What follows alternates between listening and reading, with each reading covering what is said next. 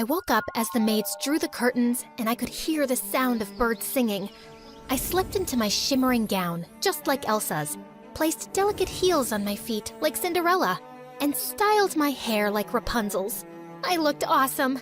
Why wouldn't I? It was my 7th birthday after all. Whoa, I want to pinch myself. Is it for real? You look stunning, my princess. Thanks, Dad. But you remember your promise? You will rescue me if I need you to, right? Of course, sweetheart. Hi, I'm Olivia, the princess of a small country in Europe. Dad threw a grand party for my birthday, and everyone was stunned to see how pretty I looked. Oh my God, the princess came straight from heaven. You light up the room with your beauty. The party was great, but then the son of a duke started boring me with how awesome his new school was. He went on, and all I wanted to do was return to my baggy jeans and hoodie and continue playing Minecraft. So I gave Dad a signal, our secret signal. I coughed once and then rubbed my nose, and just like that, Dad came to my rescue. The princess needs her rest, don't you, darling? Yeah, I do need it. Real bad. Yep, my dad was the best. He spoiled me rotten, and for him, my happiness was everything. My aunt asked him why he spoiled me, and he had the best reply. I'm her father, not just her king. Olivia is strong and wise, and her life is her own to decide. I only want her to be happy. Growing up, I felt like I was different from other princesses. I mean, how many princesses do you know who got to go to a normal school, stay up late playing video games, feed their pets, and give them baths? I could go out and play with kids and just be myself. I loved to live a simple life, just like everyone else. I remember one time I begged Dad to take me to the circus in town. Oh, honey, I could bring them to the palace. You don't need to go there. No, Dad. You know I want to go like everyone else, and I want you to come with me. Dad wasn't too sure about it, so I suggested we get a little creative and disguise ourselves to throw off the paparazzi. It was so worth it. Oh, girl, that's really fun. Yeah, I told you so. Okay, now say hooray! All of a sudden, I had terrible hiccups, which worried Dad. So I told him I was fine and went outside for some fresh air. As I walked around, I heard cries and rushed towards the tent to find people trying to train a monkey. Hey, you just stop it. How cruel. You can't do this to this poor baby. Ho, ho, ho. Ordering us? Who do you think you are? Some princess? Show off, kid. I ran away not because I was scared, but because I wanted Dad to know about it. And later, he dealt with it. But I remained upset for days, just imagining how that poor animal must have felt. One day, I heard some kids playing in my garden. When I went to check, I learned they were twins, Sophia and Ted. Their parents were friends of Dad's, and he promised to take care of them now that they had lost everything. The twins and I got along great. Ted was so much like me. We had all the same interests, and he was so gentle with animals, which I loved. Sophia was also sweet, and when we first met, we started talking like old friends. But gosh, she had this royal attitude that I just couldn't get with. Guys, I'm going on a tree planting campaign. Would you join me? It's gonna be so much fun. No thank you. I don't want to get my hands dirty. I've never done it before, but since you're doing it, it'll be interesting. I'm coming. Ted was the sweetest. My life was perfect, but when I turned 8, my hiccups became awful. And to make things worse, my eyes started to twitch. Dad was worried and took me to a doctor, and it turned out that I had Tourette's syndrome. Even though I tried my best to control the tics, sometimes I just couldn't. One time in class, I was reading a poem that felt like I was on a bumpy road. This poem, seeing how all the kids just stared at me and then some giggled, my ears turned red. It was so awkward, and I ran from the class and just wanted to hide my face. But Ted followed me. Olivia, don't sweat it. Don't let this little thing put you down. Show the world you're not scared to take on whatever comes your way. Nobody's perfect, and that's okay.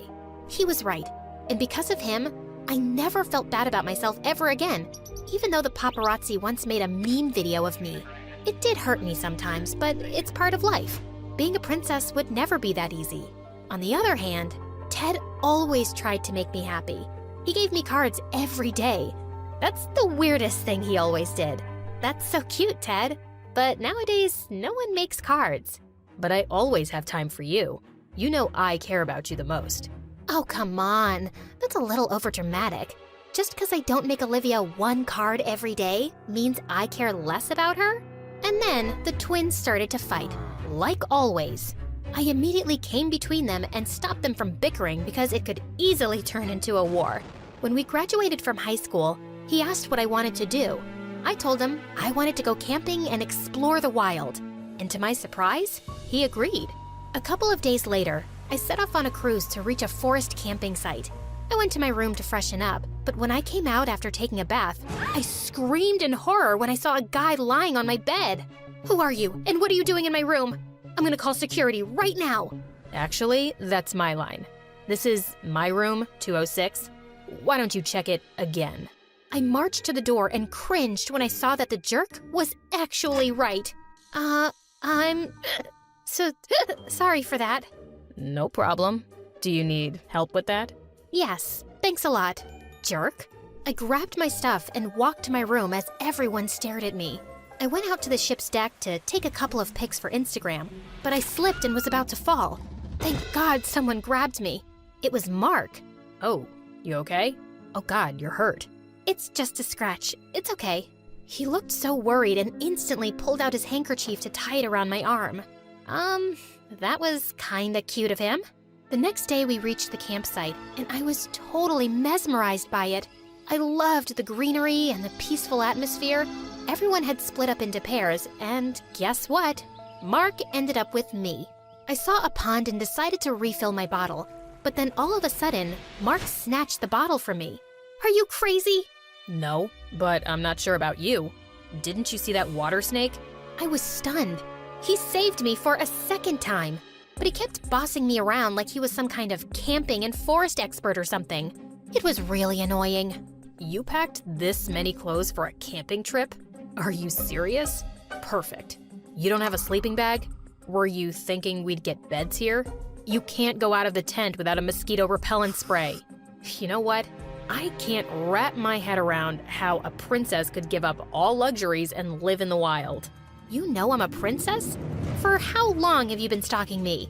Are you from the paparazzi? You some spy? Some mafia guy? Look, I know karate and I'm not afraid to kick your butt. Hey, hold on. How difficult could it be to know about a princess?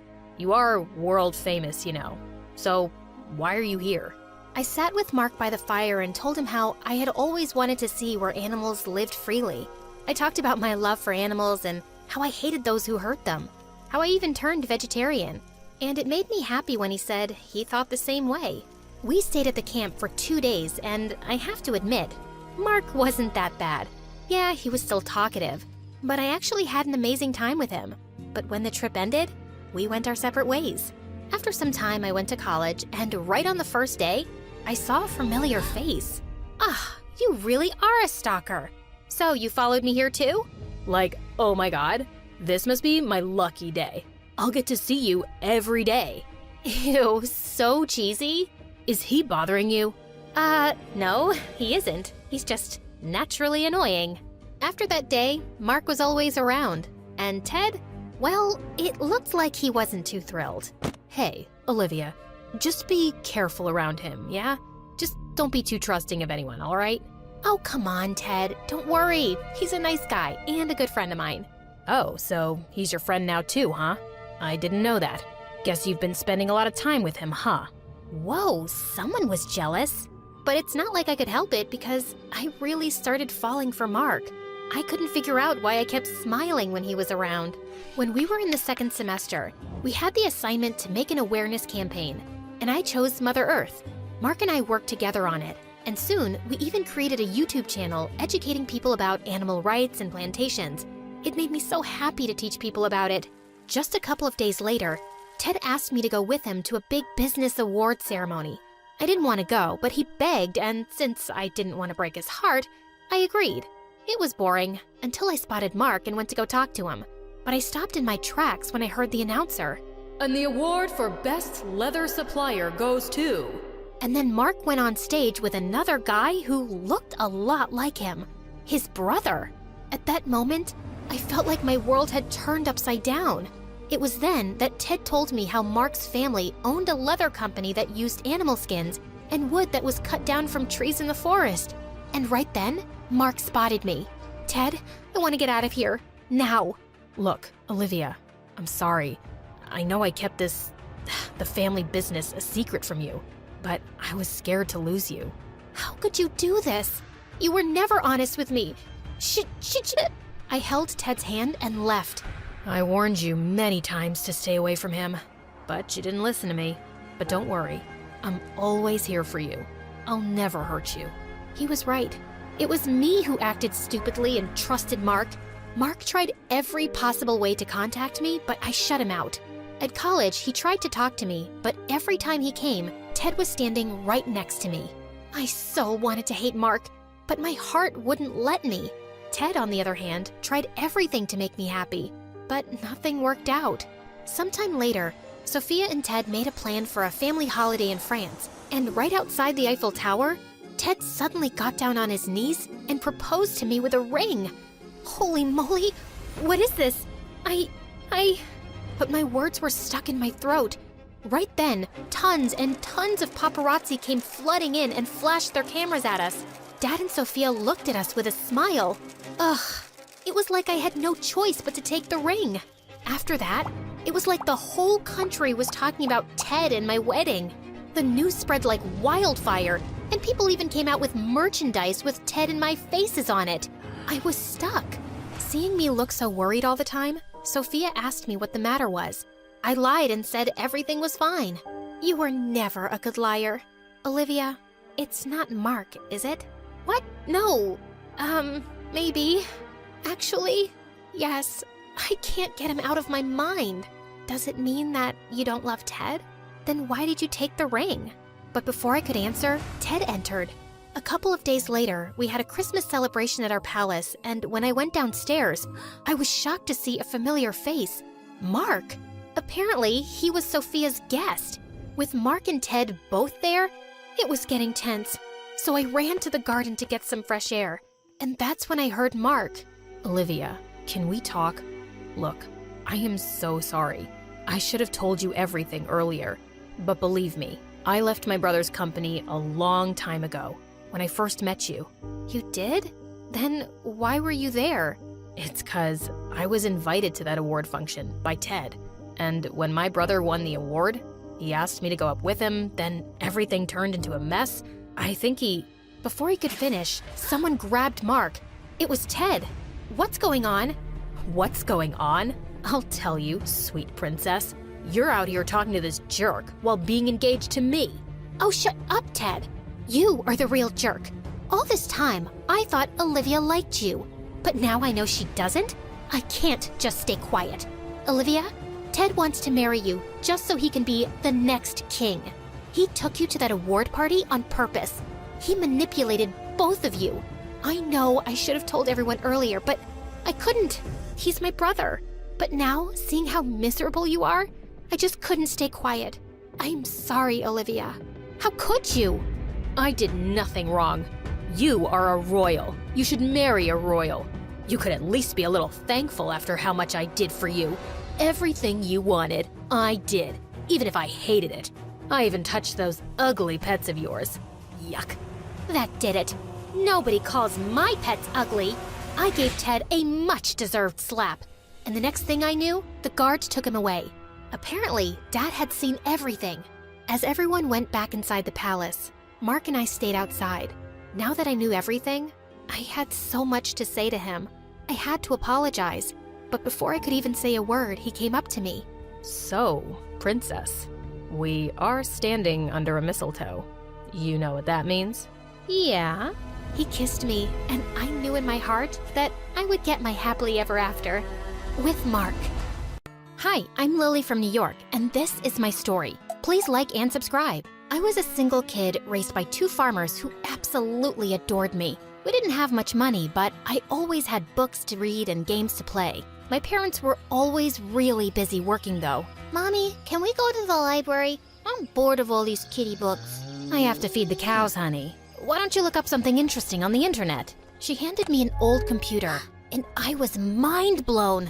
I fell in love with learning, and by the time I was 5, I could read advanced books and do large sums mentally. My parents were so proud. I was super excited to start school, but I didn't make many friends. Kids made fun of my clothes, which were obviously hand-me-downs, and my school bag was Mom's homemade project. But I always tried reminding myself that it didn't matter, because being smart was the most important thing in the world. Once in 10th grade, though, I was part of a big math competition, and I was so embarrassed when my parents turned up in their stained work overalls. They could have tried to look better.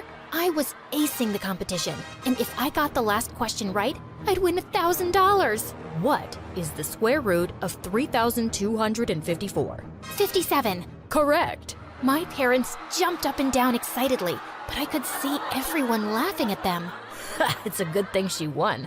These homeless people could really use the money. I jumped off the stage and pounced on the boy. Several teachers pulled us apart, and I was sent to the principal's office. I thought I'd be in big trouble, but instead, I found a man in a top hat smiling at me. Hello, Lily. I'm Professor Lin. I'm here to offer you a place in my boarding school in London on full scholarship. It's a special school for gifted kids like you. That school just sounded amazing. But when my parents were called in, they seemed reluctant about sending me away and said they'd think about it.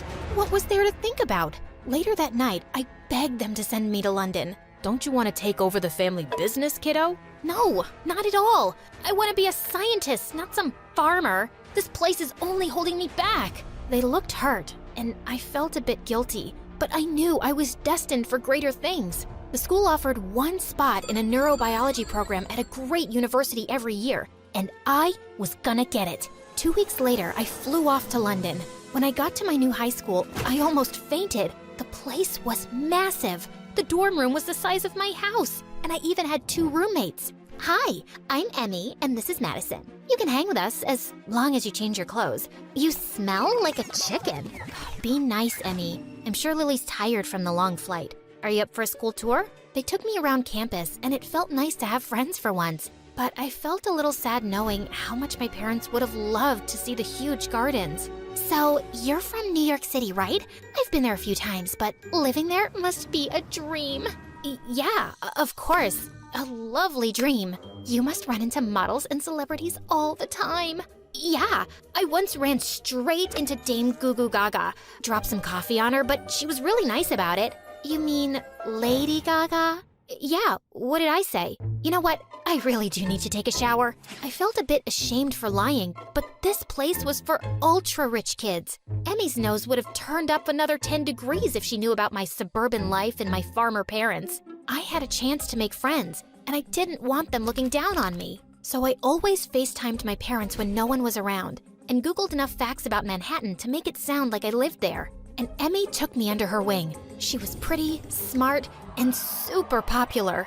And I soon realized she kinda ran the school. She decided who got a place on the debate team, on the cheerleading squad, on the mathletes. Everyone did what Emmy said. You girls are not allowed to wear skinny jeans from now on. They're my thing. Everyone, hand over your lunch cookies. My pet turtle adores them. Madison was always doing Emmy's homework, and one day I asked why. You think I can say no? You don't really know Emmy yet, or what she can do. Ooh, can she turn us all to frogs? I'm not joking, Lily. Because of her, one girl failed a year, another girl was expelled, and she didn't even make anything up. Those girls had cheated in exams, and Emmy discovered their secrets and used them because those girls had pissed her off. She exploits people's secrets and weaknesses, which she always finds out. Like, she knows how badly I want to stay on the debate team, so she uses that to make me do her work. Why has no one complained about her bullying? She's a model student with an angel's face, and her parents are the school's biggest donors. Complaints against her don't work. I really didn't want to get into Emmy's bad books after that, but I did when I scored full marks on a math quiz, while her score was 99. What were you thinking, Lily? Don't you know that everyone makes a few mistakes intentionally so they're always behind me? What? No, I had no idea. And I'm not doing that. Okay, cool. That's fine. Good night then. It's 3 in the afternoon. I know. And with that, she walked away. Why did her words send chills down my spine? But Emmy was fine with me the next few days. There's a huge bonfire in the woods at midnight. Everyone who's anyone will be there. But aren't the woods off limits? Not for me. My parents give so much money to the school, they basically own it. It'll be fine. We were having a great time dancing by the fire when suddenly the campus police showed up. Emmy had vanished, and the campus officer said they'd received an anonymous tip about me arranging this bonfire. No, I didn't. But then, all the students confirmed that they'd received their invites from me. Emmy had clearly set me up, and the witch was pretending to be fast asleep when we got back to the dorm. The next day, I was called in by Professor Lin, who seemed disappointed. Sir, would you believe me if I said I'm not guilty? I shouldn't have been there, but I didn't start it, I swear. Professor Lin kept asking me who did, but I refused to give a name, and he finally let me go with a warning. Ready to pack your bags, Lily?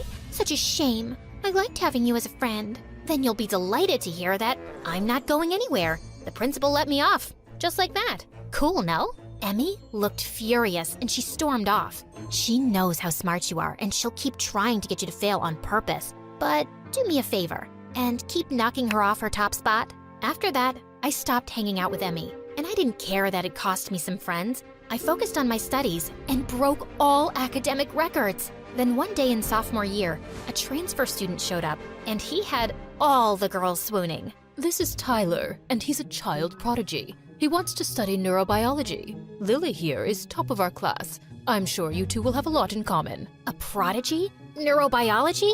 Who did this guy think he was? It's the middle of the semester, Professor. He'll never be able to catch up. I'm sure I can handle myself just fine. Tyler sat down next to me, and I tried to ignore how I had butterflies when he looked at me. I would not let him distract me from my goals. Do you want to form a study group? No, I'm the smartest here. I don't need anyone dragging me down. Wow. Okay, rude. And you know, I was the smartest at my old school. So, may the best man win. Bring it on.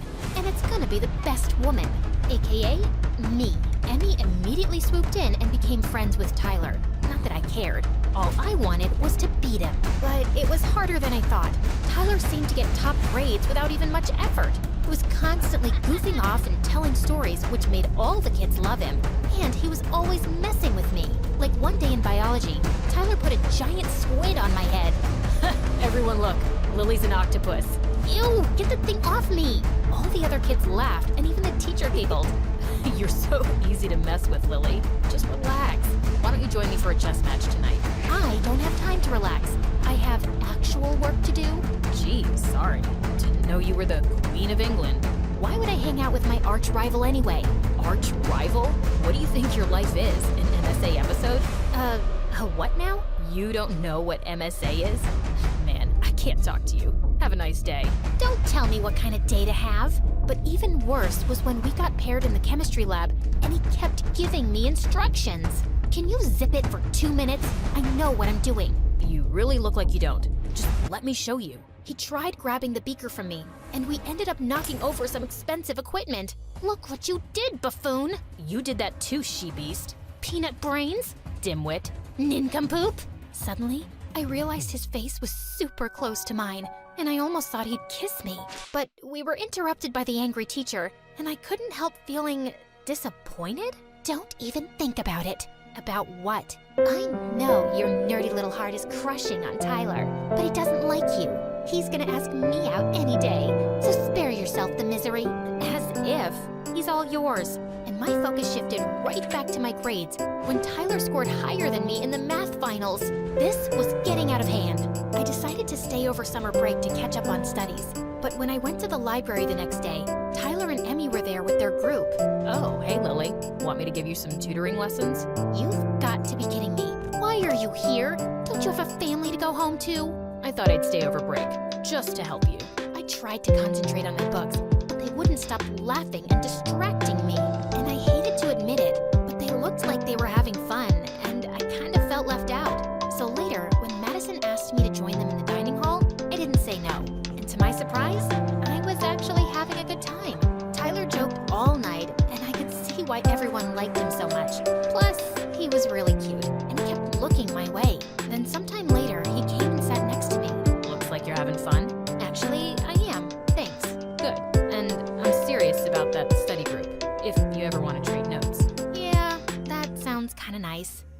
to beat you at chess, too. We started eating lunch together every day, and he gave me his notes on calculus, and I helped him make flashcards for anatomy.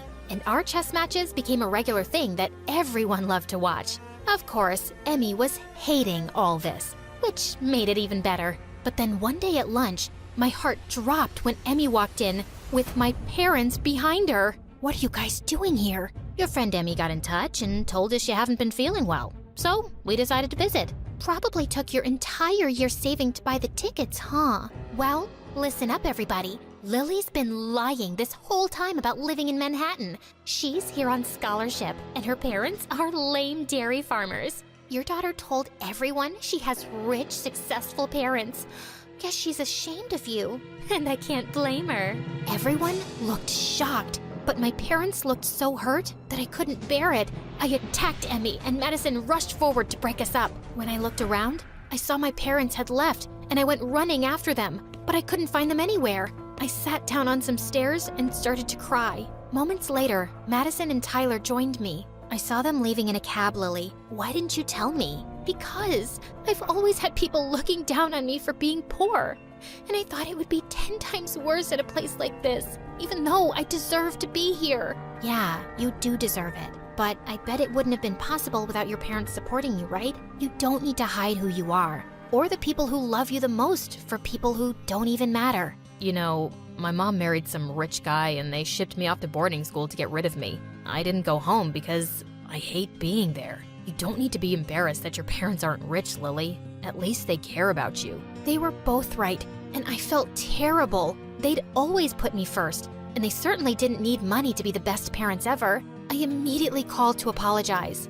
"Don't worry about it, honey. When you come home, we'll eat tons of pasta and watch all our favorite movies. And we'll always be so proud of our little genius." I spent the next 2 weeks studying for the exam for the neurobiology spot with Tyler. Even though we were competing, we cheered each other on. And this time, I didn't care about winning. I knew I'd be okay either way because I had friends and parents who supported me. While we waited for the results, the one thing that really cheered me up was Emmy failing 3 subjects. I may have messed up some of her final term assignments. I'm leaving, so I have nothing to lose, right? Some days later, I was called into the principal's office, and my heart was racing to see Tyler there. "You two are the best students we've ever had at this school, and you tied on the test. But unfortunately, we only have 1 spot in the program." "Tyler should take it." "Lily deserves it." We both started laughing, and Tyler took my hand. "No matter who gets it, we'll both be okay." "Well, the university dean has decided to give 2 students from our school a place on the program after seeing the results.